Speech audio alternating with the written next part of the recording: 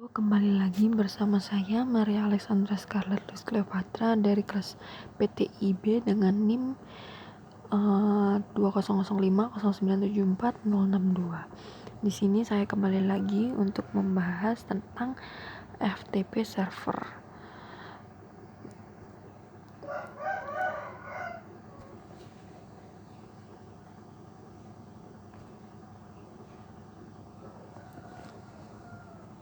Nah, untuk pengertian dari FTP server ini sendiri, sebelumnya FTP server ini adalah singkatan dari File Transfer Protocol. FTP ini digunakan untuk mentransfer file antar komputer di jaringan.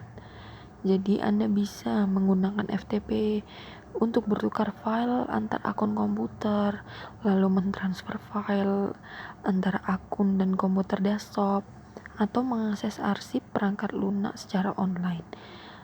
Nah, dalam menggunakan server FTP ini adalah sebuah solusi umum untuk bisnis yang ingin menjaga keamanan data mereka. Server FTP yang di-hosting bisa menjadi jawaban untuk bisa mendapatkan keamanan data yang lebih baik. Nah, pada intinya FTP adalah cara untuk menghubungkan dua komputer dengan cara yang paling aman, membantu mentransfer file antara dua atau lebih titik, sehingga file akan bisa dibagikan dengan aman. Lalu kita beralih ke fungsi FTP server.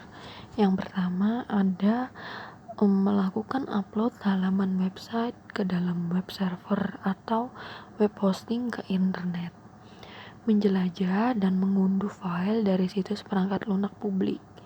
Lalu yang ketiga ada mengirimkan file yang berukuran besar menjadi dua partisi yang mungkin saja terlalu besar untuk lampiran di dalam email. Lalu yang keempat, mengunduh dan melakukan upload konten seperti tugas kuliah ke FTP server.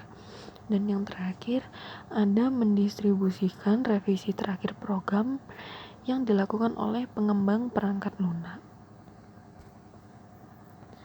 Nah, berikut adalah kelebihan dari FTP server. Yang pertama, tentang keamanan.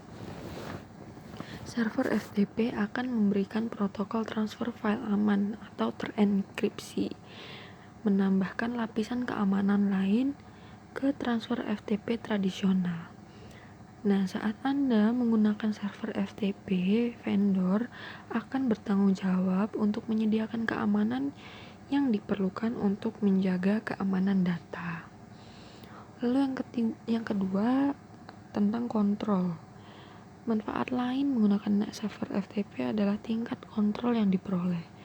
Banyak server FTP menawarkan kontrol akses yang memungkinkan administrator menentukan siapa yang dapat mengunggah, mengunduh, mengedit, menghapus, ataupun berbagi file.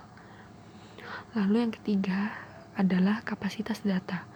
Nah, jika organisasi menangani data dalam jumlah besar, tentu kamu tidak ingin proses berbagi file terganggu karena file yang terlalu besar. Nah, lalu yang dapat dilakukan adalah menggunakan server FTP yang memungkinkan untuk mengirim gigabyte data sekaligus.